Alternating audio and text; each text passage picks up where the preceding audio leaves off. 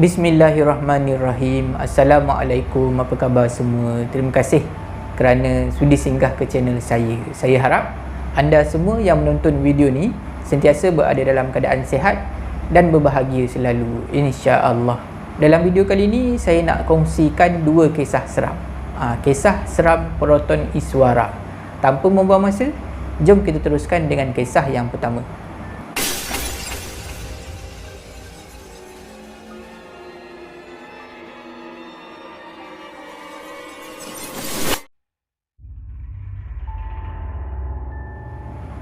Selamat datang ke segmen Singgah Seram. Untuk kisah pertama ni, saya akan gunakan nama samaran Hamdan untuk memudahkan cerita. Kisah yang pertama ni berlaku pada sekitar tahun 2010 di Selangor. Tapi secara tepatnya saya tak pastilah tahun bila berlakunya perkara ni. Cuma anggaran sahaja. Berlaku sekitar tahun 2010. Semuanya bermula apabila ada seorang lelaki pergi ke rumah bomoh. Rumah seorang bomoh ni. Jadi lelaki ni dia nak pergi berubat lah dekat rumah bomoh tu, tapi ramai orang dekat rumah bomoh tu. Dan masa menunggu tu dia adalah bercakap dengan seorang lagi lelaki yang muda lah, seorang pemuda. Pemuda ni nama dia Hamdan, nama samaran yang akan kita gunakan dalam kisah ni. Jadi lelaki ni dia tanyalah Hamdan tu, kau ada masalah apa kan? Jadi berboraklah dua orang ni. Daripada situlah Hamdan ni bercerita kepada lelaki ni. Hamdan ni dia datang ke rumah bomoh tu, dia nak berubat. Katanya kereta dia tu ada penunggu. Dia pakai kereta Iswara berwarna biru. Saya tak pastilah kereta tu kereta second hand ke ataupun dia beli kereta baru masa tu. Tapi Iswara lah, Proton Iswara warna biru. Katanya kereta dia tu ada penunggu. Jadi dia nak pergi kat rumah bomoh tu untuk minta tolong bomoh tu tolong halaukan lah makhluk tu daripada kereta dia. Jadi daripada situlah lelaki ni dia dengar cerita daripada mulut Hamdan sendiri, mulut mangsa sendirilah. Dan cerita itulah yang akan saya sampaikan kepada penonton semua.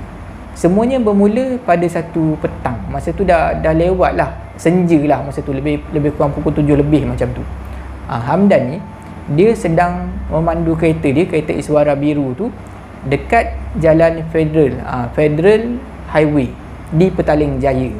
Masa tu senja, dan hujan turun renyai-renyai masa tu.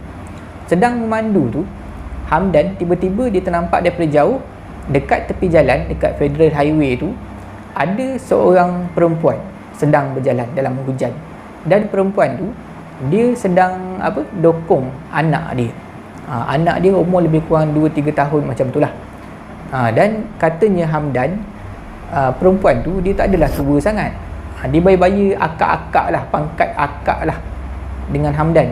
Jadi Hamdan ni dia seorang yang lembut hati, orang yang baik hati. Jadi bila tengok ada perempuan dokong anak macam tu berjalan dalam keadaan hujan renyai, dia rasa kesian. Jadi dia berhentikan kereta dekat perempuan tu. Dia turunkan cermin dan dia pelawa akak tu untuk naik kereta. Akak, jomlah saya tumpangkan. Akak nak pergi mana? Lepas tu akak tu cakap dekat Hamdan, saya nak pergi dekat bus stop dekat Sunway. Dia cakap Sunway Selangor lah. Jadi Hamdan cakap, boleh kak, naik. Lepas tu akak ni dia buka pintu belakang, dia naik dekat kursi belakang, kursi penumpang lah. Hamdan ditanya akak ni, kenapa kak tak duduk kat depan je? Lepas tu akak ni cakap, akak tak boleh duduk dekat depan, takut nanti anak akak ni menangis, nanti ganggu awak nak mandu pula. Tak apalah, tak kisahlah. Tapi masa akak ni duduk dekat kursi belakang tu, ada satu perkara yang pelik berlaku. Hamdan bila akak tu dah masuk dalam kereta, duduk kat kursi belakang, dia tengok melalui cermin pandang belakang, cermin rear view mirror. Dia tengok cermin tu, dia nak tengok lah kan akak tu dah duduk okey ke tak apa semua. Tapi dia tak nampak pun kelibat akak tu melalui pantulan cermin tu. Dia terasa pelik. Jadi Hamdan dia toleh ke belakang. Bila dia toleh belakang, dia tengok dekat kursi belakang, elok je ada. Akak tu ada dekat kursi belakang. Cuma melalui cermin tu tak nampak. Dah pelik dah dekat situ. Tapi masa tu Hamdan dia cuba berfikiran positif lah. Tak nak fikir yang pelik-pelik. Sekarang ni orang dalam kesusahan dan dia cuma nak tolong hantar je ke stesen bas bus stop dekat Sunway tu. Bila akak tu dah naik apa semua, dah tutup pintu, Hamdan mulalah memandu. Bila dah hampir nak sampai dekat bus stop Sunway tu, tiba-tiba anak akak yang duduk kat kursi belakang ni tiba-tiba menangis. Masa itulah akak ni diminta tolong pada Hamdan. Dia cakap, boleh tak tolong akak, tolong berhenti dekat mana-mana kedai runcit, akak nak beli roti dan juga air. Katanya akak ni, anak dia tu daripada pagi tak makan apa-apa. Hamdan sekali lagi dia rasa kesian. Jadi Hamdan masa tu dia dah tahulah dekat mana nak pergi. Dekat kawasan tu ada satu stesen minyak, dekat lah. Jadi Hamdan terus pergi dekat stesen minyak tu, sebab dekat stesen minyak tu ada kedai runcit, kedai sebeneka lah kan, dekat stesen minyak tu. Hamdan pun pergilah dekat stesen minyak tu. Sampai dekat stesen minyak, Hamdan dia turun daripada kereta. Dia tak bagi akak ni turun lah, tak apalah, saya nak belanja, macam tu lah. Dia nak belanja roti dengan air, nak bagi dekat akak, anak akak tu. Jadi Hamdan turun daripada kereta, dia tutup pintu kereta dan dia berjalan nak pergi dekat kedai runcit yang ada dekat stesen minyak tu. Masa dia nak pergi dekat kedai tu, dia berjalan, dah turun daripada kereta, dia toleh ke belakang nak tengok sekali lagi akak tu. Bila dia toleh, dia tengok dekat kursi belakang tak ada orang. Tempat duduk belakang kosong. Sudah. Sebab kereta si Hamdan ni, dia tak ada tinted, tak ada apa. Dia clear je, boleh nampak dekat dalam. Tak nampak orang. Hamdan cepat-cepat pergi balik. Pergi dekat kereta dia, dia buka pintu belakang. Bila dia buka pintu belakang, akak tu ada, elok aja duduk sambil pangku anak dia yang menangis tu. Senyum aja, pandang ke arah Hamdan. Hamdan tutup balik kereta. Dia tutup balik kereta, dia tengok akak tu tak ada. Itulah perkara pelik yang kedua berlaku. Bila tutup kereta, tak ada. Bila buka, ada. Tak tahulah apa yang tak kena dengan akak ni. Masa tu Hamdan dah rasa lain macam lah. Dah kenapa ni kan? Lepas tu Hamdan, dia rasa tak sedap hati, dia tak percaya mata dia sendiri. Dia pergilah dekat salah seorang pekerja yang ada dekat situ. Pekerja yang dia kerja dia pam minyak tu lah. Dia panggil, Dek, boleh tak nak minta tolong sikit? Lepas tu pekerja tanyalah, nak minta tolong apa bang? Adik tengok, itu kereta abang, suara biru tu kereta abang. Cuba tengok dekat kursi belakang tu, nampak tak ada siapa-siapa? Lepas tu yang pekerja pam minyak ni, dia tengok lah. Dia dah pelik dah masa tu kan. Dia pelik tengok Hamdan ni, kenapa pula minta tolong tengok kursi belakang pula. Tapi tak apalah, dia tengok. Bila dia tengok balik Hamdan, dia cakap, mana ada orang bang? Dekat belakang tak ada orang. Hamdan dah rasa lega lah, bukan dia seorang yang tak nampak. Adik ni pun tak nampak juga, yang kerja pam minyak ni. Tapi dia masih lagi tak puas hati. Dia pergi balik dekat kereta dia, dia buka pintu belakang. Bila dia buka pintu belakang, akak tu ada lagi dekat kursi belakang, sedang pangku anak dia. Dia tutup balik kereta, dia tengok sekali lagi dekat luar. Bila kereta pintu kereta tu tutup, tak nampak akak tu, kosong. Dia hanya nampak bila dia buka je pintu kereta belakang tu, barulah nampak akak tu. Tapi Hamdan tetap tak puas hati. Dia pergi cari lagi seorang pekerja lain pula, pekerja pam minyak tu lah. Dia buat perkara yang sama, dia suruh tengok dekat kursi belakang, sama juga.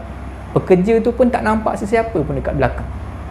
Jadi masa tu Hamdan dia dah pasti, ini bukan manusia ni aku rasa. Sebab dia teringat tadi, masa akak tu mula-mula naik kereta, duduk kat kursi belakang tadi, dia tengok dekat cermin pandang belakang tu memang tak ada orang. Maknanya memang bukan orang lah sebenarnya yang tumpang kereta je. Jadi Hamdan, dia beranikan diri, dia pergi dekat kereta dia, dia buka pintu dekat pemandu, dekat tempat dia nak drive tu lah.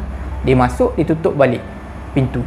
Dia tengok sekali lagi dekat rear view mirror, memang sah, tak nampak akak tu. Jadi Hamdan masa tu, dia tarik nafas, dia hembus, dia tenangkan diri. Dia toleh, memang akak tu ada lagi lah dekat belakang, sambil tersenyum memandang dia.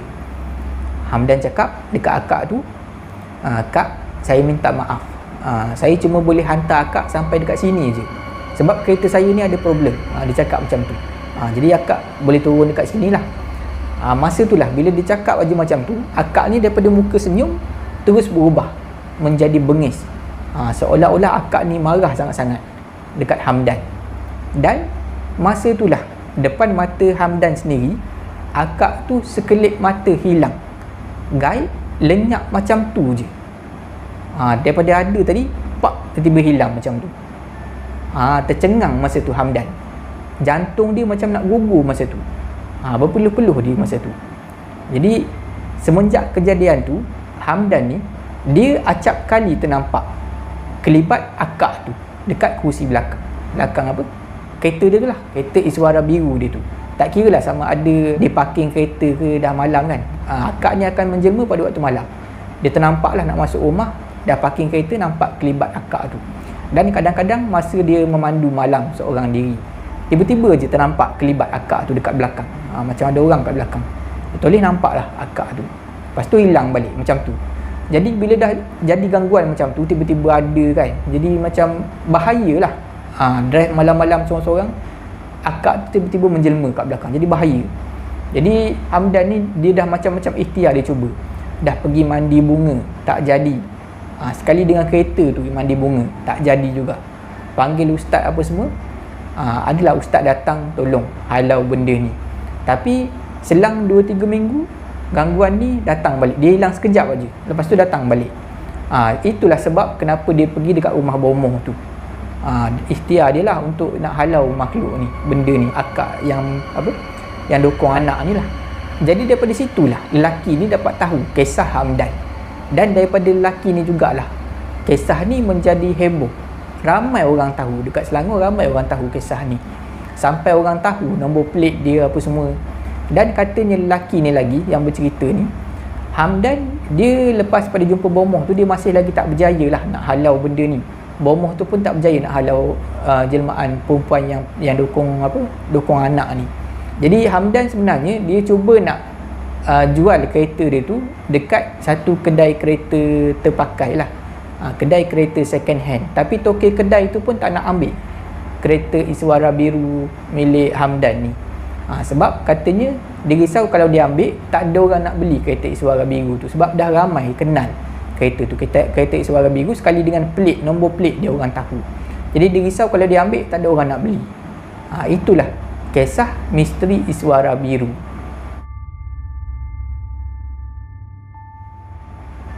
Untuk kisah kedua ni, saya akan gunakan nama Azrul untuk memudahkan cerita.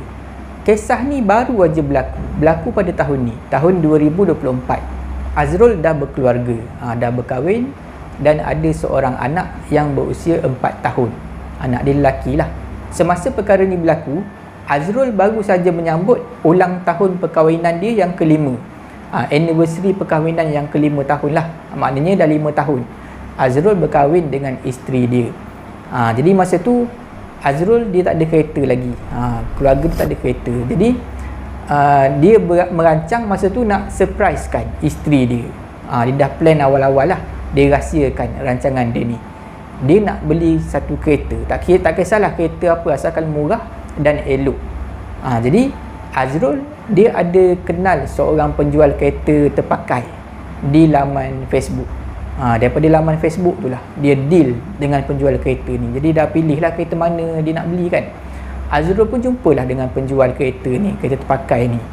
Azrul pilih nak beli kereta Proton Iswara yang berwarna hitam. Kereta tu dah berusia 15 tahun lah. Azrul beli kereta tu dengan harga RM1,000. Dia bayar cash, bayar secara tunai. Jadi bila Azrul dah bawa balik kereta tu ke rumah, memang nampak sangat lah isteri dia dan anak dia yang berusia 4 tahun ni sangat-sangat gembira. Dia orang sangat happy lah. Azrul masa tu dah plan esok harinya dia nak bawa anak dan isteri dia naik kereta pergi makan angin di Kuala Lumpur. Azrul sekeluarga ni tinggal dekat Temeloh, Temeloh Pahang. Jadi keesokan harinya dia orang bertiga pun bertolak lah daripada rumah di Temeloh nak menghala ke Kuala Lumpur. Semasa dalam perjalanan tu, anak Azrul ni yang berusia 4 tahun, anak lelaki dia yang berusia 4 tahun ni tiba-tiba mengadu terhidu satu bau yang sangat busuk. Sampai tahap dia termuntah-muntah sebab tak tahan bau busuk tu. Lepas tu anak lelaki dia ni tanya Azrul, ayah kentut ke? Busuknya, dia cakap macam tu. Dia tanya macam tu, ayah dia tanya Azrul. Lepas anak Azrul tegur macam tu, barulah Azrul dan isteri dia dapat hidu bau yang sama. Bau yang sangat-sangat busuk. Tapi masa tu Azrul dia masih lagi memandu. Dia tak hentikan kereta lah. Dia teruskan perjalanan. Tapi masa tu dia orang buka cermin lah. Dia orang buka semua cermin kereta, 4 cermin. Dia orang buka seluas-luasnya sebab nak hilangkan bau busuk tu lah. Tapi yang peliknya, walaupun dah lama memandu dalam keadaan tingkap yang terbuka luas tu, bau tu langsung tak berkurang. Bau busuk tu. Bau busuk tu masih lagi sama, kuat dia tu. Jadi Azrul buat keputusan untuk berhentilah. Azrul dia tunggu sampai dekat RNR Karak. RNR Karak, dia berhenti dekat RNR tu. Sampai dekat situ dia parking lah. Dia parking. Anak dan juga isteri Azrul masih berada dalam kereta. Azrul seorang je turun. Azrul turun, dia tengok lah. Dia tengok keliling kereta dia sebab dia syak. Mungkin dia ada terlanggar bangkai haiwan yang mati dekat atas jalan. Masa dia orang bergerak daripada Temeloh tadi, mungkin dia ada terlanggar, dia tak perasan dan mungkin ada cebisan daripada bangkai tu yang melekat pada kereta dia, dekat enjin ke dekat apa kan. Sebab itulah bau dia busuk sangat-sangat. Jadi Azrul turun, dia check lah, dia keliling kereta dia. Dia tengok dekat tayar tak ada. Dia buka boot depan kereta, dia tengok dekat enjin tak ada. Tak ada benda asing lah. Benda yang pelik apa tak ada. Dan tak ada pun bau busuk dekat luar. Jadi Azrul ditutup balik boot depan kereta dan dia nak pergi balik dalam kereta, nak masuk balik kereta lah.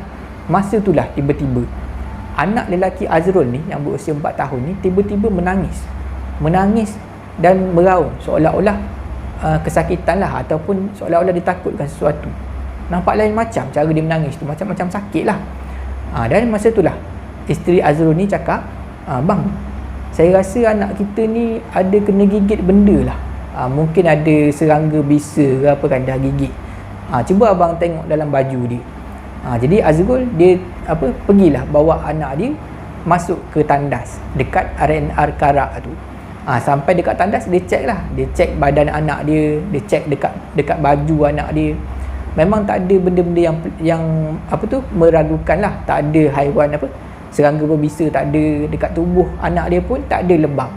Kesan lebam, bengkak, kesan gigit ke apa tak ada. Pelik lah dekat situ. Dah kenapa pula kan anak dia menangis macam tu.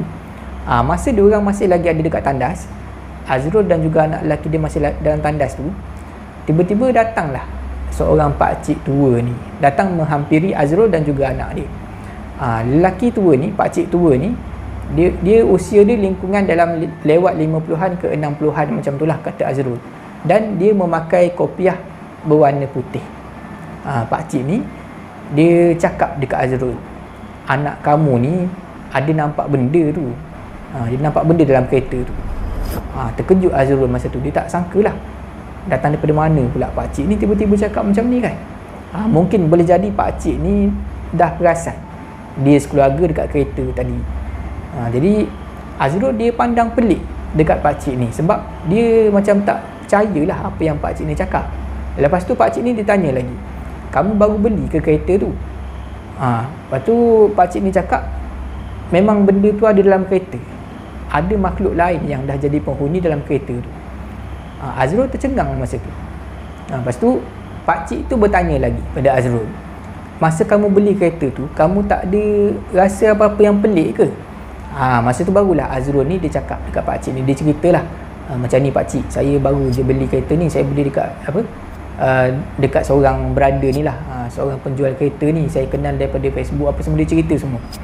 Lepas tu pakcik ni dia cakap lah dekat Azrul, macam ni lah, pakcik boleh ikhtiarkan tolong halau benda tu, tapi kamu kena ni lah, tolong kosongkan kereta tu sekejap. Suruhlah isteri kamu turun daripada kereta apa semua. Azrul dia turutkan lah, dia ikutlah apa yang pakcik ni cakap. Pakcik ni nak tolong kan, dia tak percaya lagi masa tu. Jadi Azrul ni dia pergi dekat kereta, dia suruh isteri dia turun sekejap, dia ceritalah ada pakcik ni nak tolong apa semua. Dan Azrul dia perhati je pakcik ni, gerak-geri pakcik ni. Pakcik tua ni masa tu dia pergi dekat salah satu kedai runcit yang ada dekat RNR tu, dia beli sebotol air mineral. Dia pergi dekat kereta, lepas tu nampaklah mulut dia terkumat kamit membaca doa. Bila dah sampai dekat kereta tu, dia ambil air tu sikit-sikit, dia tuang dekat tangan dan dia renjiskan air mineral tu pada kereta Azrul, kereta Iswara hitam Azrul. Dia renjis dekat bahagian luar, lepas tu dekat bahagian dalam dia renjiskan air tu. Tak tahulah dia baca doa ataupun surah apa, tak tahulah. Bila dah selesai aja, dia renjiskan air tu dekat luar dan juga dalam kereta tu, barulah anak Azrul ni berhenti menangis. Dan tiba-tiba jadi tenang, macam keadaan yang asal. Azrul rasa lega sangat masa tu. Alhamdulillah. Tuhan temukan dia dengan pakcik ni dekat R&R tu.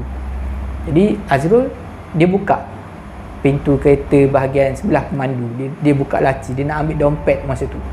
Memang tak ada dah bau busuk tu dalam kereta. Alhamdulillah lah. Tujuan Azrul ambil dompet tu dalam laci kereta dia tu, dia nak bagi duit pada pakcik tadi, pakcik tua tadi, sebagai tanda terima kasih lah, wang sagu hati ataupun hadiah kepada pakcik tu, sebagai tanda terima kasih dah bantu dia sekeluarga menangani gangguan tu lah.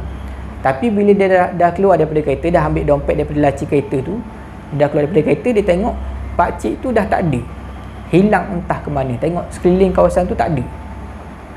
Jadi bila dah jadi macam tu, kejadian pelik macam tu, Azrul dia batalkan rancangan dia nak bawa anak dan juga isteri dia pergi makan angin dekat Kuala Lumpur. Tak jadi nak pergi. Dia orang sekeluarga patah balik semula ke Temerloh. Sekarang ni Alhamdulillah, dah tak ada dah gangguan pelik daripada kereta tu. Tak ada bau busuk. Anak dia pun dah tak ada lah, takut naik kereta tu, tak ada, macam biasa je. Happy aja naik kereta. Dan tak lama lepas tu Azrul dia dapat tahu sebenarnya kereta tu pernah terlibat dalam satu kemalangan maut yang mengorbankan pemilik asal kereta. Kejadian tu, kemalangan maut tu berlaku lebih kurang 11 tahun yang lepas. Azrul dapat tahu pasal perkara ni daripada mulut penjual kereta second hand tu sendiri. Sebab Azrul dia mendesak beberapa kali. Beberapa kali dia dipaksa penjual kereta terpakai ni untuk jujur dengan dia, ceritakan perkara yang sebenar. Sampai sekarang ni Azrul tak tahu benda apa yang sebenarnya yang menghuni kereta tu. Mula-mula dia beli, dia tak tahu apa benda yang bau busuk, makhluk tu makhluk apa, dia tak tahu. Tapi kereta tu memang ada penghuni lah. Mungkin ekoran daripada kemalangan maut dulu 11 tahun yang lepas. Dan dia tak tahu sebenarnya pakcik tu betul manusia ke ataupun bantuan lain daripada Tuhan. Tak tahulah. Misteri juga pakcik tu sendiri, pakcik yang bantu dia tu. Setakat itu saja video saya pada kali ini. Saya harap anda semua terhibur. Jika anda suka video ni, jangan lupa like, share dan komen video ni. Jangan lupa subscribe dan tekan butang loceng untuk dapatkan notifikasi video yang seterusnya. Bagi anda yang nak berkongsi kisah seram, boleh hantar ke alamat email yang ada dekat bawah. Jangan takut kepada makhluk, tetapi takutlah kepada pencipta segala makhluk. Semoga kita bertemu lagi di video yang seterusnya, insya-Allah. Assalamualaikum.